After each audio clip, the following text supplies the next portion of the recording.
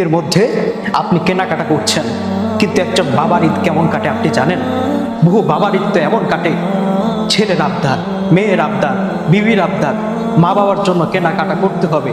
এই কেনাকাটা করতে হবে চিন্তা করতে করতে তার দিন শেষ হয়ে যায়। এরপর আমরা ছেলেরা এতটাই নাফরমান, একটা দিলে আরেকটা চাই।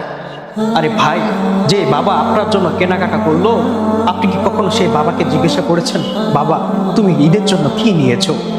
এই পৃথিবীতে এমন বহু নাফরমান সন্তান আছে, ঈদের দিনে শ্বশুর শাশুড়ির খোঁজ নেয়, আত্মীয় স্বজনের খোঁজ নেয়, বন্ধু বান্ধবের খোঁজ নেয়, কিন্তু নিজের বাবা মায়ের খোঁজ নেয় না। প্রিয় ভাই, আপনি কি জানেন আপনার বাবা আপনার জন্য কাপড় কিনতে গিয়ে আপনাকে ঈদের নতুন কাপড় দিবে, নতুন কাপড় পরাবে, এক জোড়া ভালো জুতা কিনে দিবে, সেজন্য আপনার বাবা সে চিন্তা করতে করতে নিজের কাপড়টা যে ইস্ত্রি করে পরতে হবে ঈদের দিনে সেই কথাটাও ভুলে গিয়েছে। কিন্তু আপনি নাফরমান সন্তান, একবারও সে বাবার কথা ভাবলেন না। একবারও আপনার ভিতরে মনে হলো না, আরে আমার বাবা তো আমাকে কিনে দিচ্ছে, আমি নতুন কাপড় পরছি, আমি নতুন জামা পরছি, কিন্তু যেই বাবা আমাকে কিনে দিল তিনি কি ঈদের জন্য কি নিয়েছে?